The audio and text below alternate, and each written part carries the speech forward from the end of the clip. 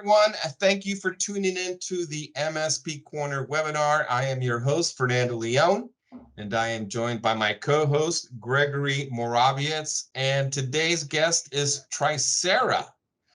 Tricera helps MSPs generate greater profits by outsourcing the time-consuming and client-alienating practice of buying and marking up hardware.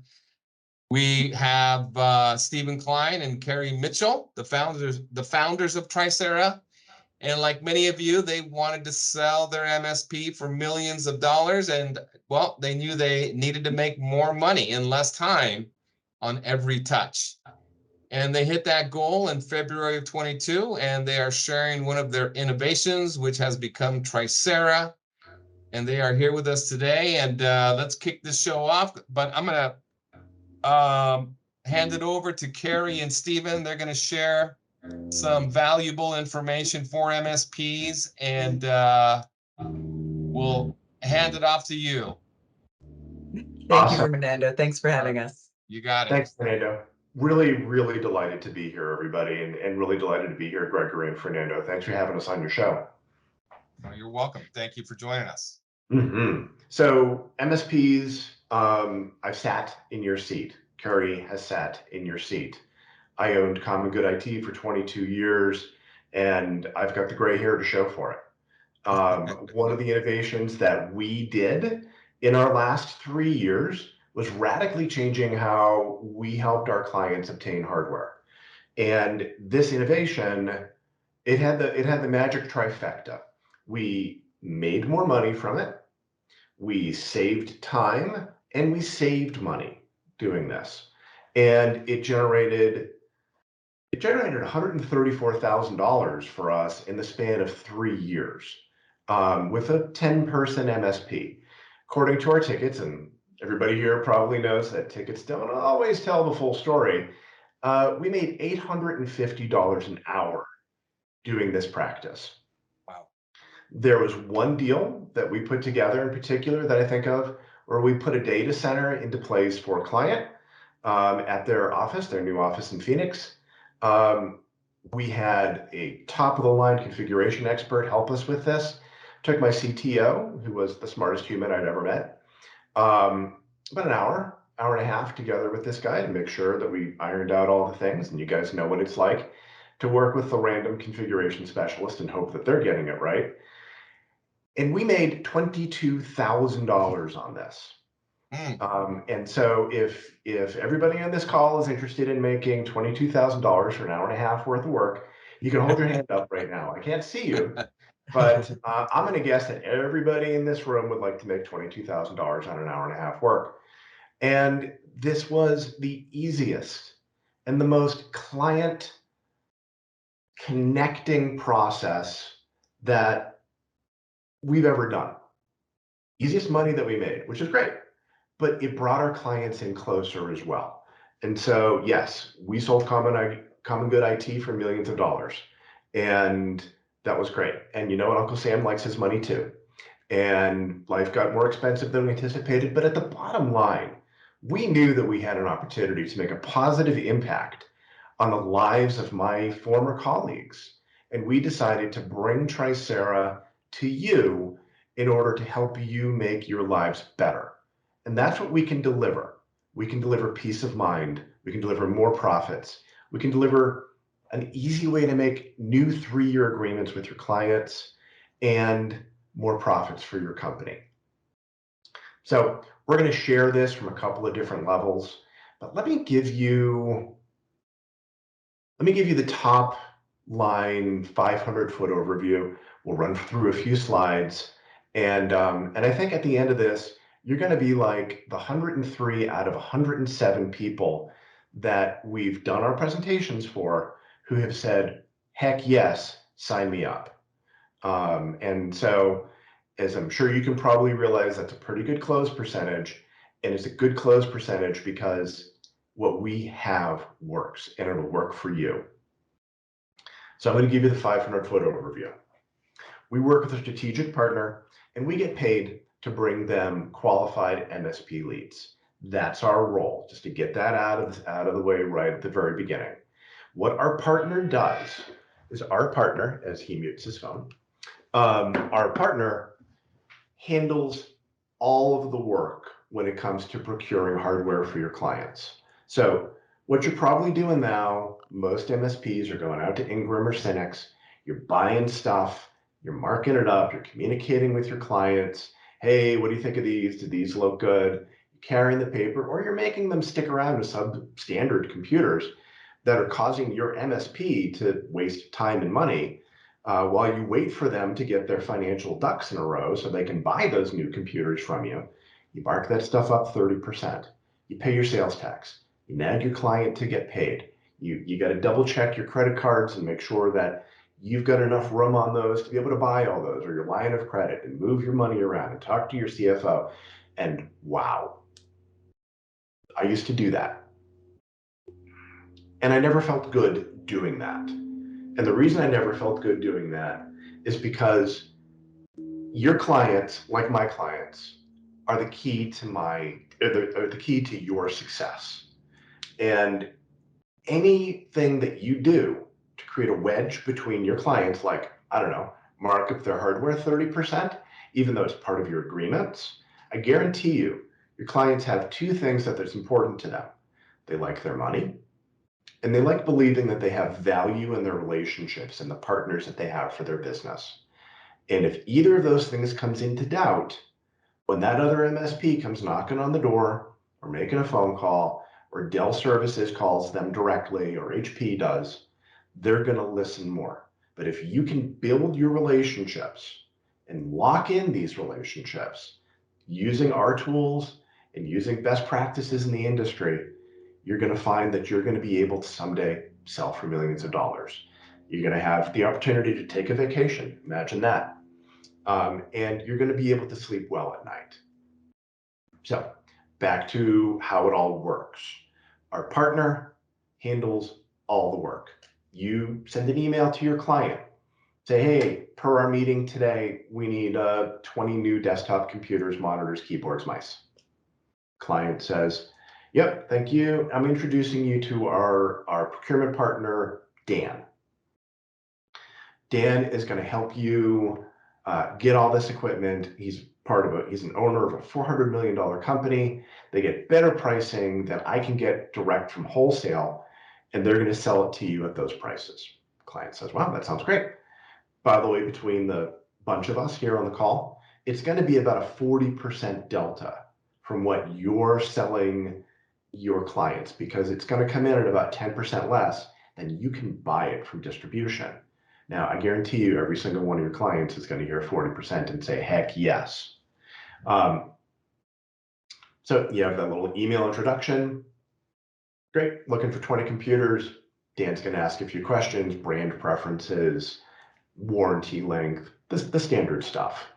At that point, after you tell him what he should shop for, he has scripting that goes out and talks to all of the different distribution channels. Those distribution channels send him the information very quickly on those specifications, so he saves time and money through his efficiency and his company's efficiency. He'll send you a list of 5 or 6 different options that look good and have plenty of inventory. At that point, what I used to do is I was the trusted advisor. I said, hey, Mr. Client, let me take a look at those and make sure that we're getting you the right thing. Take a look at those. Hey, Mr. Client, let's get those Dell Inspiron 7600s. We get some of them with some other clients, and they're awesome computers. Client says, great, sounds good. At that point, your job is done. Dan handles prepping it for autopilot and Intune, or Jump Cloud, if that's the tool that you're using. If you need to add another 16 gigs of RAM, instead of having them shipped to you, they can be shipped directly to your client and upgraded at the warehouse, and he can manage all of that. Let's say it needs to go from Windows 10 Home to Pro. No problem, easily done. Need a 3-year warranty instead of a 1? He handles that. He carries the paper for your client. So you don't have to carry debt in your organization. Let's say that you have sudden thing come up and you need to sell your business, but you're carrying $250,000 of debt for your clients. That doesn't look good in your company valuation. Let's say that you need to go to the bank and say, hey, look, I'm looking for a loan for $1 million so I can buy my competitor. They see your $250,000 of debt, your interest rates rise. That's just the way that the world works and banking works. He handles paying the sales tax. He handles shipping, emergency shipping. Need to get it there overnight? No problem. We can get it from California. We can get it there overnight. All of these different things are handled by his company and organization. If you get a lemon, he handles it. Express ship, no sweat. And we might be able to get into extended warranty stuff today, or we might not have enough time. But let me just tell you, when you have a $400 million, $400-pound gorilla in the corner, and you've got a problem with Dell or HP or Cisco, they listen. And they're going to listen. Bacon so many times. They're going to listen a lot stronger than they do when it's just you calling, no matter how big your MSP is. So stuff gets shipped, comes to your office, comes to your client's office, whatever you choose to do, or goes out white gloved and gets deployed, through autopilot at your client's office. Client pays the bill, you make 34% of the profit on every single item that you're selling. And so, like I said, $22,000 on that server, switches, firewall setup that we did for that client. And the money is easy to make.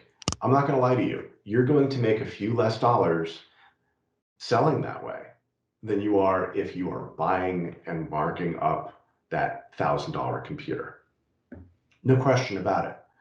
But what are you doing for your business long term? And how are you working on your business instead of in your business?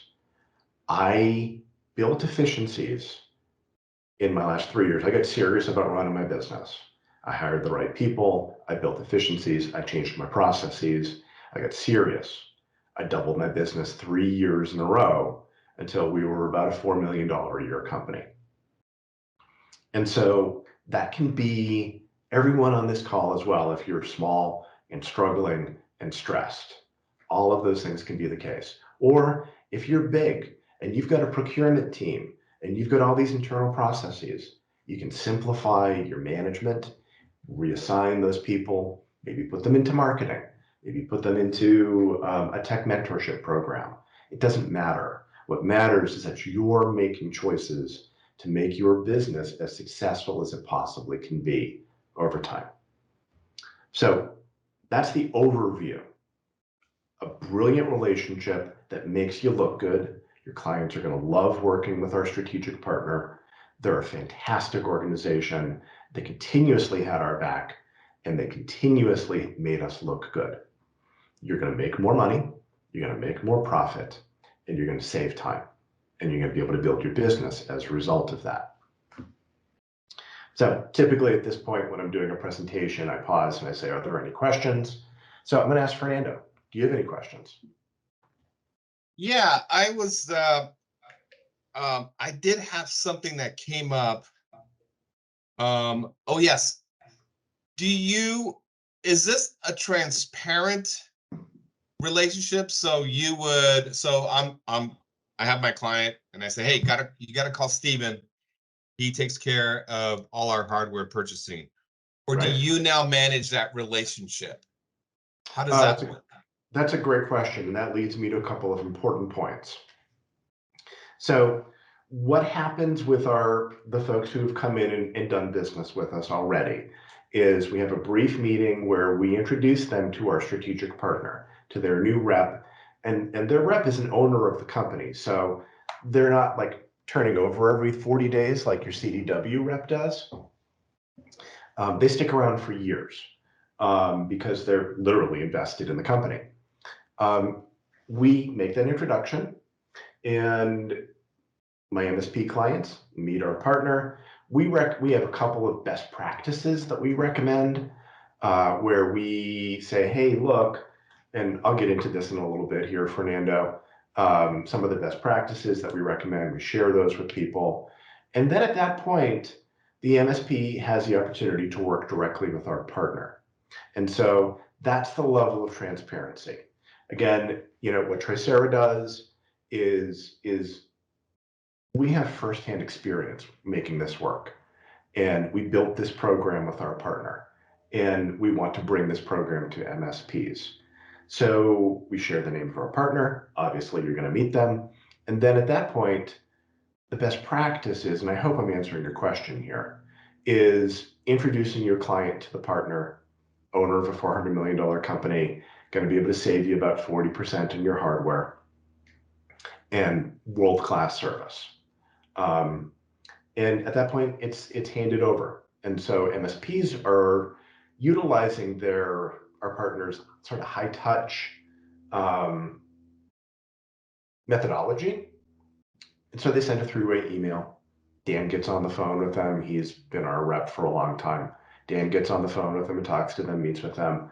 And then what the MSP does is they send an email to their client introducing Dan, reminding them about those 20 computers that we agreed to buy earlier today at our QBR. And Dan then handles the transaction from there, copying the MSP so the MSP can make sure that things are being done well. Now, when we had Common Good IT, Carrie was our chief operating officer, and Carrie managed those processes. Carrie, if you could give a couple second overview of what that was. It was one of the things that we loved working with our partner is that Dan was super adaptable. And so if we had a client who was kind of touchy and they were a little bit more difficult, then we would be super, super warm handoff. We would manage the communication and just keep the CCing in to keep Dan in the loop. And then Dan would still invoice the client directly, but we were very much taking care of them and we were running the whole process. And then we had clients who they had told us that they were insourcing their IT department and in a certain amount of time, they were going to move on. And so they took that over completely on their own. And I only knew that they were purchasing hardware because I kept getting checks. So once you've introduced, as your MSP, once you've introduced a client to this partner, anything they purchase goes back on your check, whether you know it's happening or not. So there's the adaptability in that. You can work with Dan, he's going to be your partner likely to start, and set it up any way you want, any way that you're comfortable. Stephen will talk about this more, but at the end of the day, the end client has to be the one paying the invoice. So that part is non-negotiable, but everything else in terms of how much touch and how much interaction you want your client to have with them is up to you.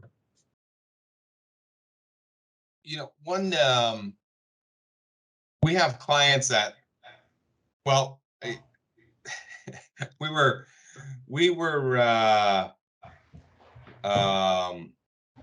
we get spot checked every once in a while. Sure. Right. And Gregory and his team have been very, very, how would I say, generous with the savings. We don't mark things up very heavily, right, Greg? What is the typical markup for us? Yeah, I mean, there's two types of purchasing we do. We do smalls, which is like keyboards, mice, monitors. Smalls are hard because you could just go on to Amazon and beat our prices on smalls. So the smalls are very hard to chew, and they take time to process. So this would be a great. I would hope that your guys' guy would do the smalls, even though they're kind of like I see them as a cost of doing business with just for having the customer when they come to us and go, hey, we need two monitors for $100. You're like, that buying those is going to hurt me for the 30 minutes I spend buying that from you. And I'm sure it'll hurt Dan because he probably makes more than $5 an hour or whatever. Yeah. So the smalls are tough, right? And so we try to only mark the smalls up, 1 or 2 points, just because we're not going to get, it's just like almost like people are throwing quote requests over the wall to see if you're going to beat Amazon. And you're like, what's the point? A lot of the times I meet IT firms that don't want to do that, just say no, don't do small. You go get yourself a CDW account, get yourself an Amazon account. Don't bother me with your smalls. But then that, in my opinion, that loses you opportunity for the larges. Yep. If they're like, well, Gregory doesn't do purchasing because he doesn't let me buy smalls from him. So I'm like, man, that I lost. Why didn't you buy those 35 desktops for me? Well, I asked you for a printer quote and you wouldn't give it to me. Right. And you're like, oh man, oh man, you know what I mean? So you kind of like have to pay the price by doing smalls. Yeah. Which is what I call them. But then, 35 workstations, we also are being scrutinized. They're getting quotes not just from you, but from somebody else. And if your guys can get better quotes than what we get, then that's awesome. That's the way to go. That's a no-brainer. And I don't really care if you have if your other guy has a relationship with them. It's like it takes something off your back, especially if he's dealing with the smalls all the time. Yeah. But yeah, we don't mark things up more than 5% ever. It's just don't have the buying power to make it bite into it. And if anyone goes, well, it's a little bit more expensive, then you guys are a little bit more expensive than CDW, and I'm all, well, then how about I throw in free installation or whatever or something, right? I got to use my service to bite on that price. So CDW, I think they pre-buy all their stuff because I guess they have a warehouse and they do it at massive bulk. Right. We just can't beat it. So yeah, no way. And the environment has changed so much with all of these direct purchasing. It has changed the ability for us to buy and mark up and pay for our time as we're doing the setups and all of that. Clients are savvy and they're pinching pennies. Yep. Yeah, and I was quoting out a government. I don't know how you guys deal with the government, but I was quoting out the government. GSA pricing, by the way, Gregory. Yeah. Every single time. Yeah, I was quoting the government. Sorry. And they were saying, the vendor's like, here's your quote. And I'm like, is there any additional discounts that I can get? Because this quote doesn't look very far off from what's online, right? Yeah. Maybe it was like 2 points less than I was all. And points are percentages, by the way, for anybody who wants to know what points are. So it was 2% lower, and I'm all, well, how do I don't know. I don't think I'm going to win this deal. Are there any additional discounts? And the person said to me, there's an incumbent discount. If you've already sold to them before, there's an additional 10% discount that you could get as an incumbent. And I was like, I can never win. Why quote this? Why bid on this? Yeah. So you run into all these different little sneaky Pete type of scenarios, and you're like, how can I win? So yeah, terrible. I want to jump in for a moment. I made some notes while you were talking about a couple of little things that might illustrate some of the value that we provide, if that's okay, Gregory. Oh yeah, go for it. That's what you're. Thank you. So quick story about smalls. I'm over at one of my clients. We got big enough and my role was compartmentalized enough that I only had to go visit the clients that I liked. And I'm hanging out, having coffee with the owner of this bookseller. And she says, oh, by the way, where should I go and buy a new keyboard from? And I said, what's going on? She said, oh, yeah, my letter J key is a little sticky. Like, okay. So at her computer, we're talking. I say, can I sit for just half a second? I said, sure. Send an email to Dan. Say, hey, Dan, this is Melissa. Melissa needs a new computer. She likes these Logitech ergonomic ones. Can you go ahead and ship her a new computer? They'd already done this together. Keyboard. Thank you. A new keyboard, and boom, handled. So 11 seconds of an email with my client seeing how responsive I am and how quickly I can respond to that particular issue, continue to build that goodwill. Because I think what happens is, and I think what you were describing, Greg, is all of us in our relationships need to feel like we're being cared for. And if you're like, oh, go to CDW and buy that printer, your client's not feeling cared for. You're not feeling nurtured. And that's the experience that we always strove for. We wanted our clients to feel loved, and cared for and important as if they were our children. Heck, I treat them better than I do my kids. And it's a really important piece of the long-term success of a good MSP. Couple other quick thoughts. I think a lot of people on this call will probably know the name Jay McBain. Jay McBain is considered by many to be like the foremost research partner in MSP land. He's a high-level person at Canalys, and he does keynote speaking at all the big conventions. Jay agreed to give me a little bit of pro bono mentoring when we started up this company, and I met with him. And he said, Stephen, and I'm going to paraphrase here, the MSP that is committed to being a hardware reseller is soon going to be out of business. And then he went on to describe, and I don't quote this as much, of how it creates that adversarial relationship. Because most of the folks that I talk to, Greg, I mean, you guys markups are small. Most of the folks that I talk to are marking up 30%. I've got one group that we spoke to who's marking up 45%. And I just sort of, I had to tell myself not to shake my head. Last thing, you're talking about points. I forgot to mention this. Dan's company handles deal registration. And again, wow. 400-pound gorilla, $400 million company, they call up Dell, HP, Cisco, whoever, and say, hey, we need to do a deal reg for this one so we can win the business. The biggest client that we ever got, and astonishingly, they were also our favorite. We were running them at a $265 a month, just including like Microsoft software. And this particular client, I got them because I said to Dan, hey, this is a kind of a referral and they're looking for these kind of computers. I want you to give me pricing at cost, please. And he said, okay, I can do that. And this turned into, how many people were there when we left, Carrie? I think they were like 312 when we left, and they continued to expand. And they started at 22 when we came on board. And so Dan prospered by selling them a bunch of computers.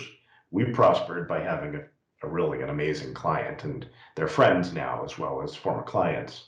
Last thing on that, I mean, again, your notes, Gregory, on points. That server build that I talked about, Dan got us 40 points on that. So we were able to deliver tremendous value to our clients and still got paid $22,000. One of the things that Kerry touched on a moment ago is that particular client was on autopilot with Dan's company. We didn't know they were ordering 2025 new desktops every month until, again, we saw a check and a spreadsheet that showed us that they were buying. During the due diligence process, they left us. Carrie mentioned they were insourcing. They'd been with me for about 15 years. They're over 1,500 people now. They're a name that a lot of folks would probably know, but let me just say that they deal with extended automotive warranties. So you probably know who they are. Well, you know, this like what you're saying, the grappling with your mind over smalls, right? You've got this customer and they're like, can I get a keyboard? And you look at the time for dollars, right? You're thinking to yourself, I have to make X amount of dollars a day to survive. Right. If you're a one-person show or your 5-person show, your time is money. And if you're spending 30 minutes of your day, like just getting a quote, emailing your 2 vendors for a $29.95 keyboard, you revolt in your mind. You go, well, this can't be. I can't sustain this type of, like, what if 10 people ask for smalls? You'd be like, maybe the whole day spent looking for this. And then you got to deal with the fact that the vendor didn't tell you they were out of stock, and the vendor didn't tell you that it was on back order. You didn't put that into the email. Tell me if this is on back order. I mean, there's so many things, because I've done purchasing, that you run into that take more than 10 or 15 minutes to do, like readjust or like get authorized to sell. Like the other day, like, am I authorized to sell Logitech?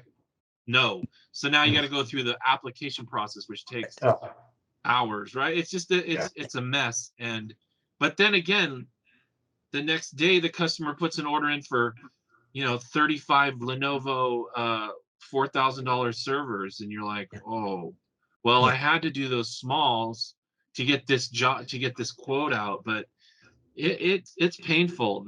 The logic of it for an MSP or for a small business owner is like very tough to chew on, right? Because like I said, you're trading hours for dollars, and when you're selling someone a mouse, really hard to chew. It gets even juicier with that chewing as well, because when you go to buy that, when you go to get quotes for those 40 Lenovo servers or 40 Lenovo laptops or whatever, your work becomes quite a bit more difficult, because what you're going to end up doing is you got to shop around, you got to go to your different vendors, you got to say, okay, I found some computers, Mr. Customer, and now by the time they get back with you 2 days later, those computers are gone. We calculated out the time that it took, because we used to do the buy and markup game. You average about 9 hours between all the different steps, including finance and accounting and managing logistics. It's an enormous time drain. And after you sell 20 computers, yay, and I made $300 profit on those computers, yay. What you gonna do tomorrow? Because you don't have recurring monthly revenue off of that. You're setting up a shop on the corner and hoping somebody knocks on your door and comes in to buy something from you. Right. That isn't why we got into this business. We got into this business to build the recurring monthly revenue. And in order to do that, we have to have efficiencies. And yeah, the efficiencies are where it's at. Thank you. It's a really good illustration, Gregory. No problem. Yeah. One other note on the smalls, Gregory, we would bundle it all in a conversation with Dan. So it was the entire workstation at once. So we got out of that a little bit by any time, a laptop was needed. Everything else was just part of that order. So we didn't have to think about it, and we created that efficiency around it. Of course, if somebody's mouse breaks, that is something that's a one-off, but it's a single email. Right. And we're working this way. And your effort is not being used. Right. We used to bundle it in such a way that, we had the laptops at our office. So we got a new user request for Mary Jones and pulled the laptop off the shelf, because we'd order, 30, 40 at a time for a couple of different clients. Pull the laptop off the shelf, get going on configuring that device, and then send an email to Dan. Hey, it all came through our ticketing system. It was all automated. So Dan would receive an email saying, hey, Mary Jones, address 123 Smith Street, please send standard kit for customer A. That's super efficient. Yep. So let's go ahead and pause here. We've been doing a lot of talking. What other questions do you have here, Fernando? You made an interesting statement of, and I've been saying this for a while myself, because we have a few VARs that have us deliver our white label service, right? Our white label help desk or our SOC. We answer the phone as their organization, or we're delivering a managed IT proactive model to their clients. Because VARs, they're great at selling hardware. They're great at managing clients and are creating the architecture for their future infrastructure, right? They're great at that. And then offering, multiple options for whatever hardware they want to implement. And they're great at that. But when it comes to selling managed IT services or SOC services, or even positioning their organization for reoccurring revenue every month, they just don't know. They don't get it. No. And I've been telling them, I go, guys, there's no value in selling hardware. I mean, great that you have a great relationship, but that is soon going to go away. That is you're commoditizing your business. You're not exactly. being, you don't have any differentiators. I go, you guys need to get in the mindset of selling value. And it just falls on deaf ears. And by you just telling me, who's this gentleman? What's his name again? I got to write his name down. Jay McBain. Jay McBain. Yeah, I've heard of Jay McBain. I know. Yep. Yeah. He's a brilliant guy. Yeah. Yeah. And I agree with him. These VARs are going to, it's the writing's on the wall with the cloud infrastructure, and they're it's going to be a slow and painful death, but you know, we can only say so much to our clients. So Right. We can only say, Captain, there's icebergs in these waters. yeah. We can only lead the horse to the water so many times, right? It's like, okay, are you ever going to drink this water? You can't force it. So yeah. Yeah, 100%. One other thing that I just wanted to like circle back to something that Gregory talked about as well. That client that I was talking about, who does those extended automotive warranties, they left us, about 4 months before we completed our transaction. And so the company that bought us had absolutely no relationship with this group anymore. And they're still buying from Dan. And they are expanding like crazy. They just opened up another office in Oklahoma City. And so the company that purchased me purchased all of my agreements. They're still receiving compensation from a client they no longer have. Oh, wow. Wow. Yeah. That's nice. I call them zombie clients. Ah. I like that. I like that saying. That's a great saying. Yeah. Zombie clients. And so that is the true definition of passive revenue right there. Yes, absolutely. Absolutely. Who doesn't like passive income, right? Everybody send your hands. Exactly. Exactly. Greg. So, yep. Any additional questions? What's the next step in the conversation? I hope that we're drawing a good picture here. Yeah, August, you're doing great. thank you. Obviously, come to Tricera.biz. After being a buttoned up IT company where our slogan was expect excellence, we're dinosaur branded. We have silly pictures of dinosaurs on our website. Everybody loves dinosaurs. And I know I still do. So come to our website and check out our stuff. One of the opportunities for you is you can schedule with us and we'll have a one-on-one. We'll go in with a little more depth. And you just come to our website, I'm checking my notes, and there's a button that says schedule. Pretty simple. Send an email scheduling to Carrie and I, and we'll spend some quality time together. And we've got a couple of additional keys that we'll go into in more depth in that meeting. But Fernando, if it's okay by you, and Gregory, if it's okay by you, and we have time and space, I'd like to talk about a couple of the procedures that our partners are doing right now and that we did, which is helping them to create new sources of revenue. Is that okay if I jump into that? Yeah, Sure. yeah. Go for it. Yeah, we have Great. 10 more minutes. Oh, brilliant. Okay, cool. And we'll get into the mechanics of this when we meet face to face with the folks who are attending this webinar. I'm making broad brushstrokes. So we've probably all had that prospect that we've been emailing every month and putting into our drip campaign, and maybe we did a presentation with them and we just couldn't make it across the goal line. I always described sales of MSP as like dating. So I'm going to use that as a metaphor. You got that, that person that you're attracted to, and you've had a couple of flirtatious glances, but maybe that person has turned you down, or you haven't felt comfortable enough to ask that person out. This gives you a new tool in your arsenal. And so you walk into that prospect next door to your client, as we all do, and we're all supposed to do. And we say, hey, here's my business card. We're an MSP for so-and-so next door. And, maybe you drop in every month or two and hoping that they've changed their mind. You can see that they don't love their MSP, but like most clients, they're scared to make that jump. Yes. So like most people dating, they're scared to make that, sure, I'll go out with you.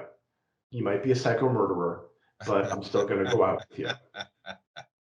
So you follow up that, those calls, those emails that you do. You make one phone call to your prospect at ABC Corp. And you say, hey, Mr. Prospect, I know, I'm just checking in. But more than that, I actually have some new information for you that I think you're probably going to find interesting. Client says, okay. Glance established across the restaurant. And he said, what's going on? I said, listen, so we've changed our practices. We found this amazing new partner for hardware procurement. Now, I know that you're doing business with PDQ MSP. I also happen to know that they mark up their hardware. You're paying about a 30% premium on your hardware, right? Right. Do you like that? You will never hear the word yes for that. Yeah. You say, because with our new partner, they're a $400 million company, and you're going to buy direct from them with our guidance. And when you buy from them, you're going to save about 40% on what you're paying right now for your hardware. Look, you keep talking to me. You get me in your DMs. So obviously there's some kind of interest here. Let's set up a meeting for next week and let me go through what we're going to provide for you. And so by providing another wedge tool, and that's what our product, our service does, you have an opportunity to create additional revenue by attracting new clients, particularly clients that are sitting on the fence. If you're doing email marketing, you say, hey, most MSPs mark up your stuff 30%. We don't. Then you go into your value prop and let's set up a call. This is a whole new marketing channel that your company can exploit. Other thing that we used to do and we did very successfully, and I'm not going to, again, broad brush strokes here, but using Tricera as partner in our services, we at Common Good IT went 4 for 4, converting year-to-year clients to 3-year agreements with a conversation around, we're not going to upcharge you for your hardware anymore. But in order to do that, we need you to work with our vendor where you're going to make money, but the client doesn't need to know that. And in order to do that, you need to work with our vendor. And when you work with our vendor, you're going to really like it. $400 million company, you're going to save 40% on your hardware. And so last year we made $30,000 on reselling hardware for you, or the last 3 years. There's a very simple conversation that you can have with your prospect and ask them to meet you halfway on those dollars. Hey, Mr. Client, you're going to be $15,000 in the black if you sign a new 3-year deal with me. And oh, by the way, I happen to bring that paperwork with me right now. 4 for 4, where's my pen? Yeah. I like that. Yeah. Easy way to lock those guys in for longer term deals. And that's why we did really well when we sold our business, because we had 3-year deals with our clients. Yeah, we talk about that on the MSP Corner. We've been discussing 3 or 4 very critical sections or clauses that need to be in there, and that one of them is the length of it. 3 years is a great contract, and did you guys have an early termination clause in there also? You betcha. And that's the only way. That's the only way in the state of Colorado that you can enforce it. Okay, good. And so, like in Colorado, I could say I've got a year contract. You need to pay me for the whole thing, and they'd have their lawyer on their phone. They'd say, "Yeah, no, that's not going to happen." But early termination clause, and make it a juicy one. Yeah, that's the one that you can enforce. Yeah, we make it juicy. You have to. You do. Yeah. Yeah. I like that. Yeah. I like that. Another arrow in the quiver, so to speak. Yeah, I like that. Business. All right. Yeah. Yeah, I'm going to get this webinar in front of my VARs and obviously all of the MSPs that tune in. So hopefully they find this information valuable. And can you give your website address one more time so we can close it out with that? Sure. Carrie, I'm going to let you take this. She's muted. Oh, looks like she's on mute. Excellent. It's Tricera.biz. So TRICERA.biz, not com, .biz. All right. All right. And I'll hold up the back of my phone so you guys There you can go. see. Little dinosaurs.